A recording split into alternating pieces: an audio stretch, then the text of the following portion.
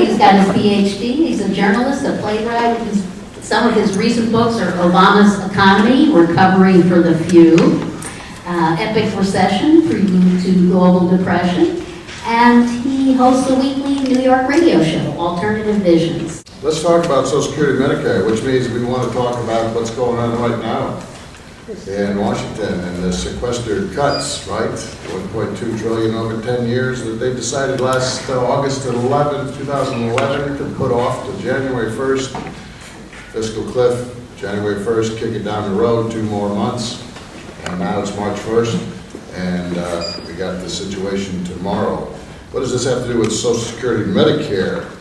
Well, Social Security and Medicare, particularly Medicare, are the main targets of all of this deficit cutting that's been going on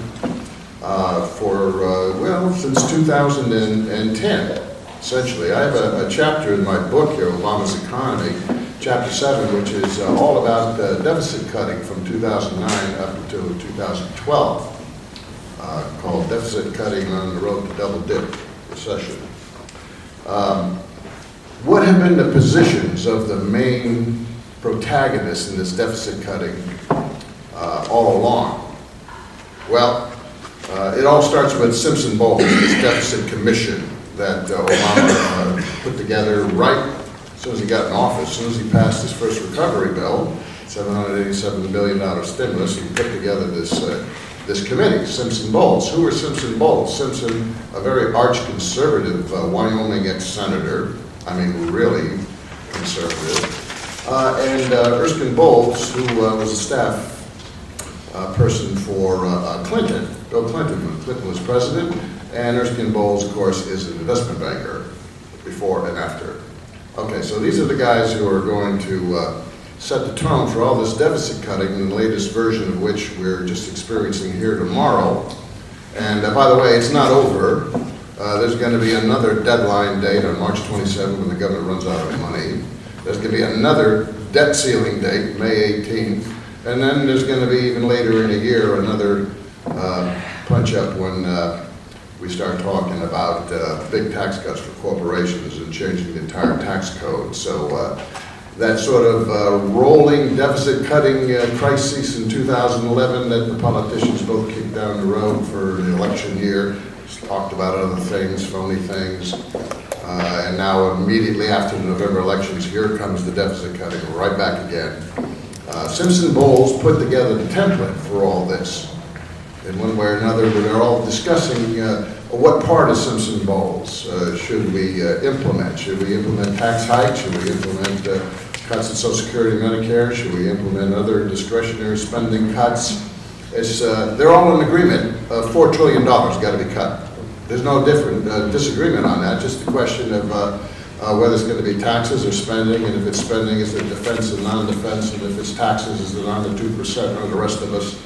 You know, they're all in agreement about it because they say we have this tremendous deficit. Well, if you look at the deficit, you know, the deficits and the debt, we've run up about $10 trillion since 2000, since the year 2000, $10 trillion. But if you're going to cut the deficit, you want to identify the areas that were responsible for the run-up and focus on those. That's kind of logical, isn't it? Well, in my book, I have a table there, the 8 real causes of the deficit and the debt. All right, what are the real causes of why we ran up $10 trillion? First of all, is war, inflationary war spending, inflationary.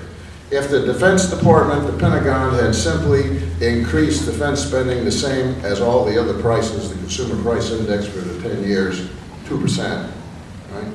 Instead of the 8.2% compounded every year, that was the defense increase, we would have saved $2.1 trillion of that $10 trillion. So just inflationary defense spending for 10 years is responsible for $2 trillion of that $10 trillion. Okay, what's the next item? The next big item is the Bush tax cuts, $3.4 trillion over a decade, 80% of which go to the wealthiest 20% in corporations. And most of that, 80%, goes to the top 1% and 5%. All right, $3.4 trillion in tax cuts. What else? Bailouts and stimulus, about $2 trillion. What else? Multinational corporations shuffling their profits offshore and refusing to bring them back and repatriate them and pay. Through the whole decade. That's about another $800 billion. Lost tax revenue because we have this deep, deep recession that we're still not over yet in terms of the job market. We still have over 20 million people unemployed. We've had over 27 million for 5 years now. They're not paying taxes. And businesses that would have hired them and produced things, they're not paying as much taxes either. So the fact that you don't have job recovery is a big reason why you have a loss of tax revenue. You see, you put the Bush tax cuts and the lost tax revenue, and then you put $1.5 trillion in tax cuts that were part of this stimulus, and 60% of the whole 10 trillion run-up is, guess what? Revenue problems. It's a lack of tax revenue. It's not too much spending, it's tax revenue. That's the big problem. And then we have medical cost inflation. You know, the government pays for Medicare, Medicaid, so forth. If we have double-digit health care costs every year, well, you know, just like us, the government has this huge health care bill that runs up. And of course, we passed the prescription drug bill in 2005, and we don't fund it at all. We don't pass any tax to fund prescription drugs. Over $500 billion since 2005.